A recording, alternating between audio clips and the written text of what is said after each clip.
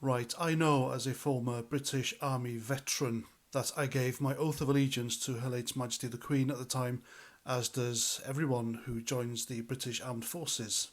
And when you repeat that oath of allegiance in front of your attesting officer at your local Army Careers Office, the wording does include her heirs and successors.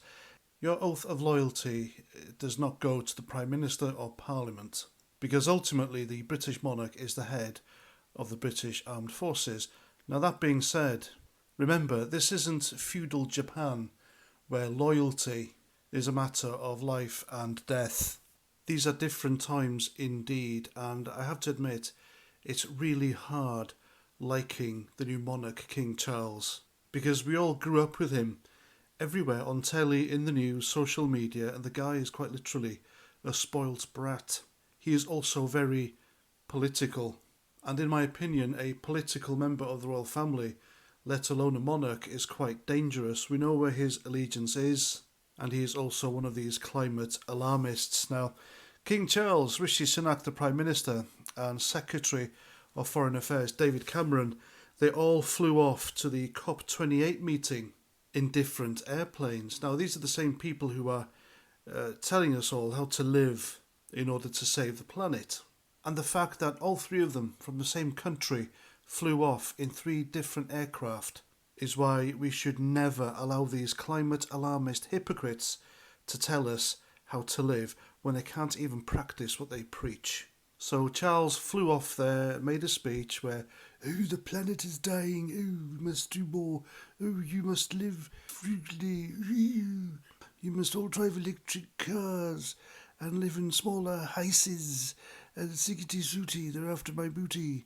Oh, oh words to that effect, you know what I mean. Sorry about that. But apart from King Charles's hypocrisy there, of not living how he expects the rest of us to live, he again was political because stood there on the podium, he was wearing a Greek flag tie and Greek flag pocket square handkerchief.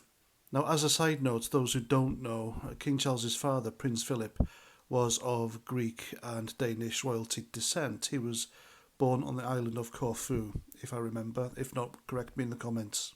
Now, I think this was a shameless, treacherous and open support for the Greeks to have the Elgin Marbles.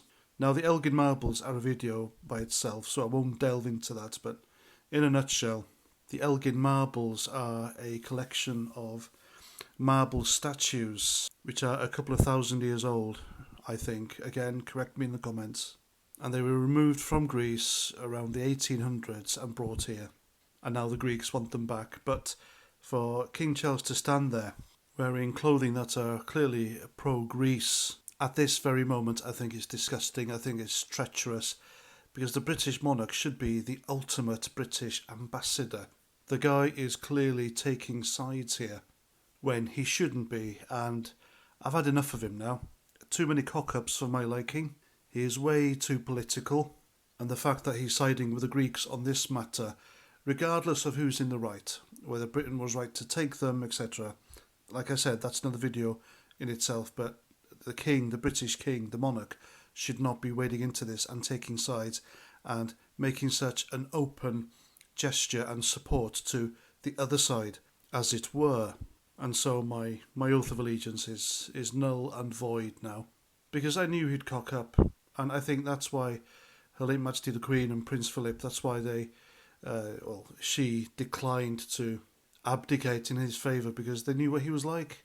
They knew that he was political, he couldn't shut up and be non-political just like they were, and just do their jobs. You know, the Queen did her job perfectly. She had big shoes to fill, and he was never going to fill them, because the guy's weak, spoiled, and not my king, not anymore. And any British Prime Minister worth their salt would be demanding an audience with the king and laying down the law. After all, at the end of the day, the British monarch is a British government mouthpiece, a diplomatic tool, who had better do as they're told, otherwise they are no more. And Charles really has put the British monarchy at risk, I think, with his reckless political activism. I mean, if I was the Prime Minister, I'd be marching to Buckingham Palace. I'd be bursting into his room and telling him, what the hell do you think you're playing at? And if you play this shit again, I'll be holding a referendum on the monarchy. And if the people vote you out, and bear in mind you're very unpopular at the moment, I'll follow it through. Do you understand me? And I promise you, the mere thought of having to dress himself in the morning, make his own breakfast, and having to wipe his own arse, that would scare King Charles, I reckon, into falling into line. And there we go. That's my video. I hope you like. If you agree with me, then please, by all means, subscribe to my channel. Share my stuff everywhere. And until the next time, look after yourselves. Have a great day. Have a great weekend even. And Roger Trout.